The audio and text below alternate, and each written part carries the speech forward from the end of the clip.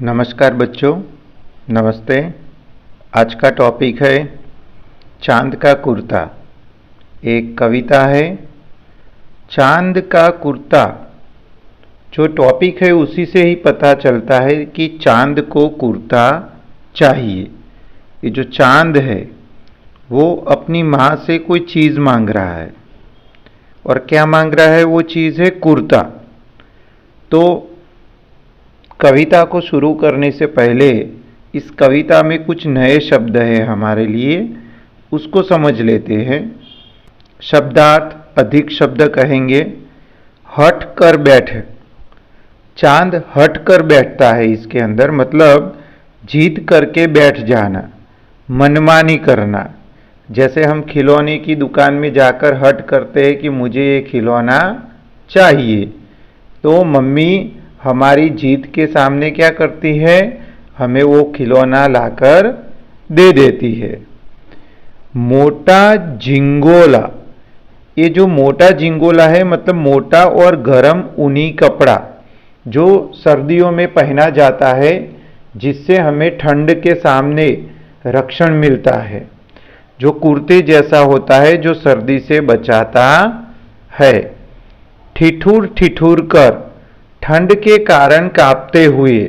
जैसे हम ठिठुर ठिठुर कर एक तरह से हमारे दांत पीसने लगते हैं और पूरा शरीर कांपने लगता है, तो ये ठंडी जब लगती है तब हम ठिठुर जाते हैं।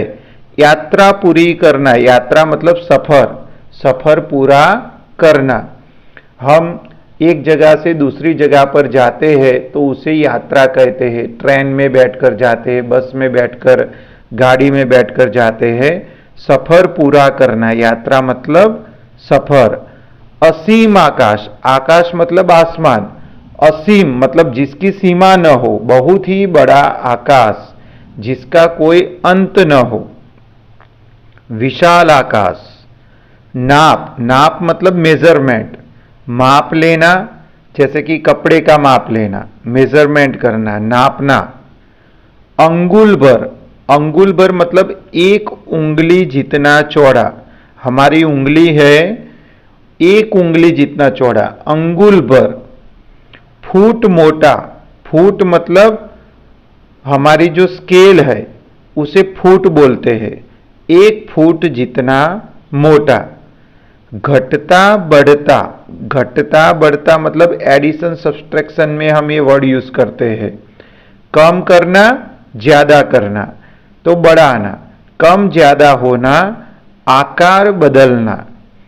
सिलवाना, सिलाई करवाना, हमारी यूनिफॉर्म होती है वो हम सिलवा कर लाते हैं, सिलाई करवा कर लाते हैं। दिखलाई पड़ता है, दिखलाई पड़ता है मतलब नजर आता है। मुझे वह गाड़ी दिखलाई पड़ती है, मतलब कि मुझे वह गाड़ी नजर आती है। कुशल करे भगवान, कुशल मतलब स्वस्थ रखे, सुरक्षित रखे।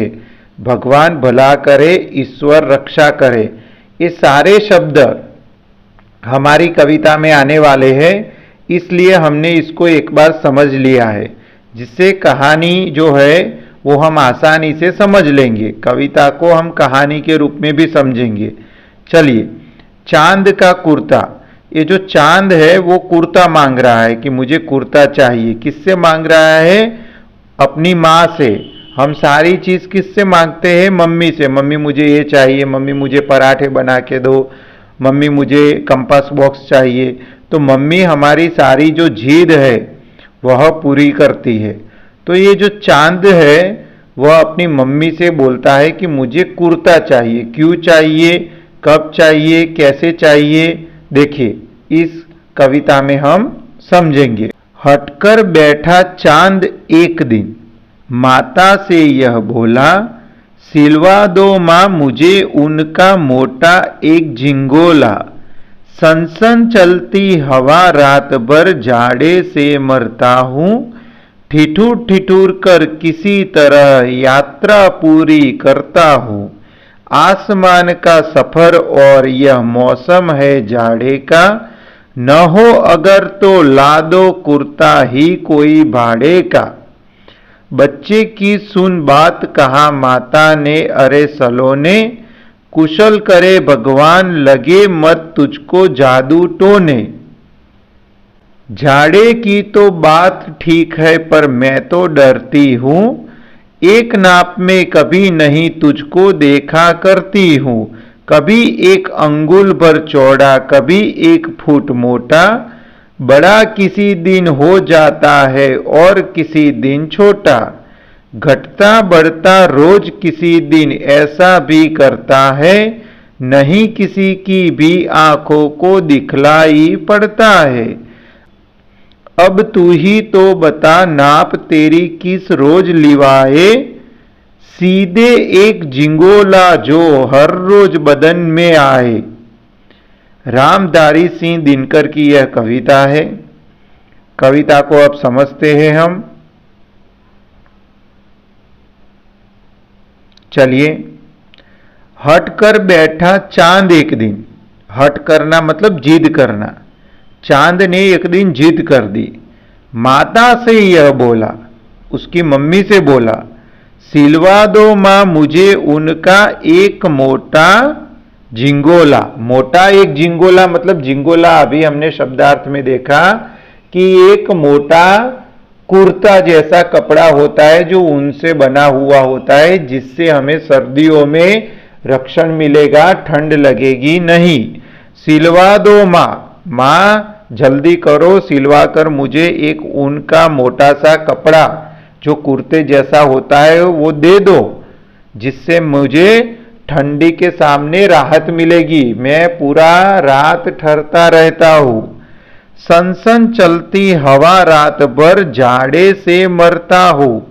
पूरी रात सनसन मतलब बहुत तेज हवाएं चलती रहती है।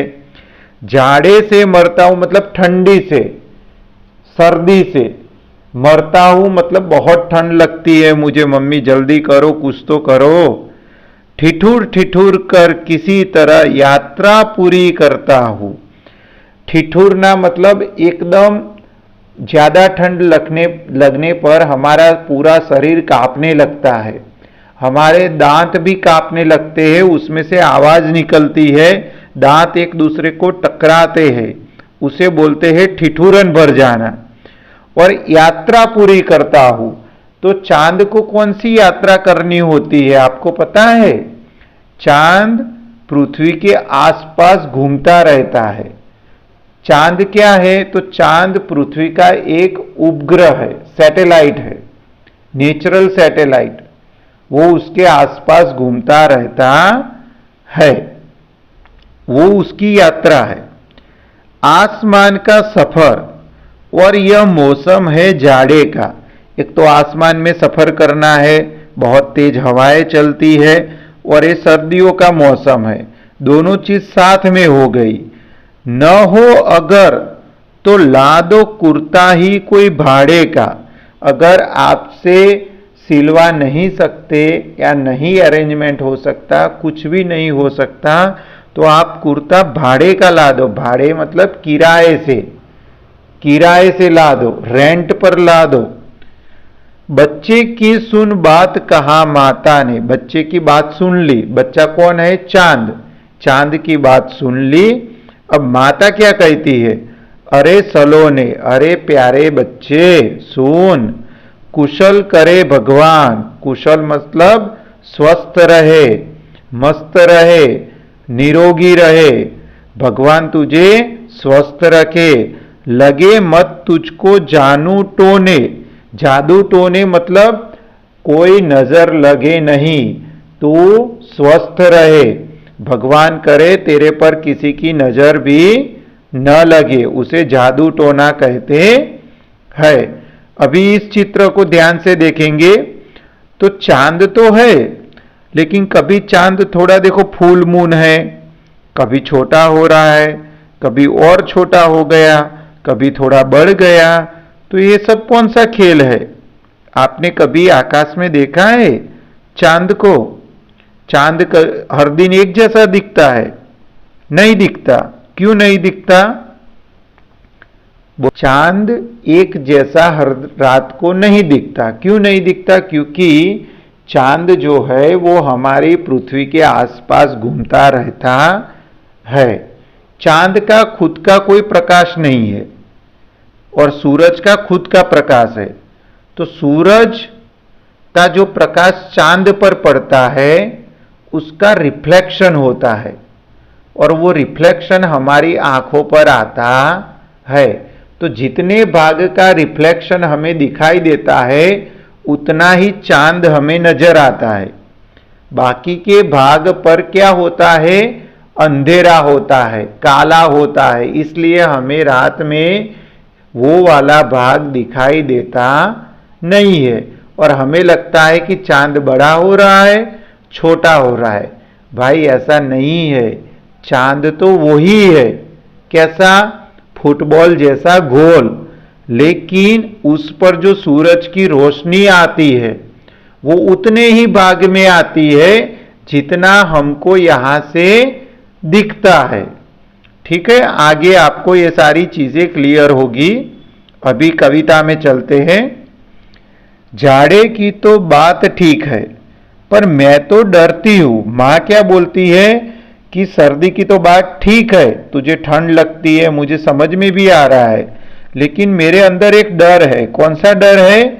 एक नाप में कभी नहीं तुझको देखा करती हूं।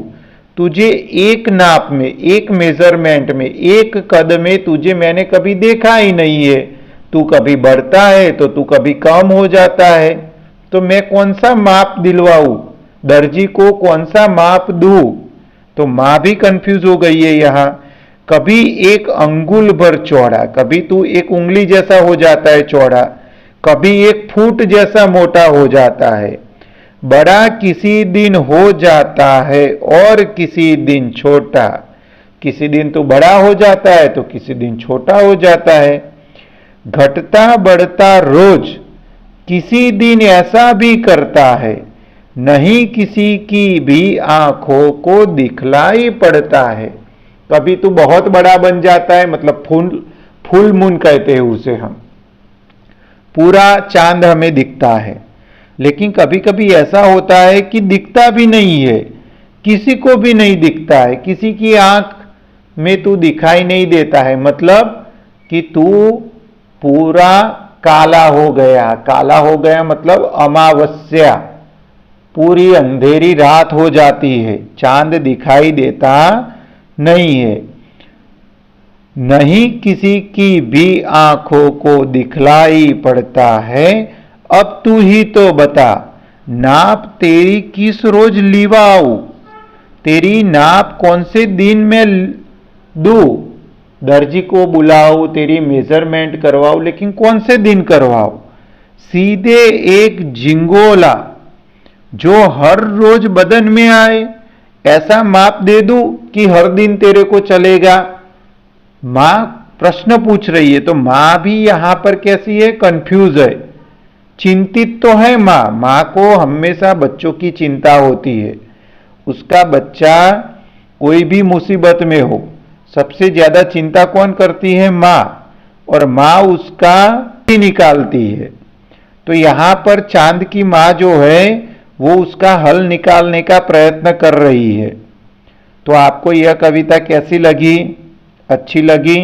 चैनल को सब्सक्राइब कीजिएगा, लाइक करो, कमेंट करो। इसके सवाल जवाब हम अगले पार्ट में पढ़ेंगे। और चांद का कद क्यों बढ़ता है, क्यों कम होता है, ये सब आप ढूंढो और अगले जो सवाल जवाब है उसमें भी हम डिस्कस करेंगे। चलिए, धन्यवाद।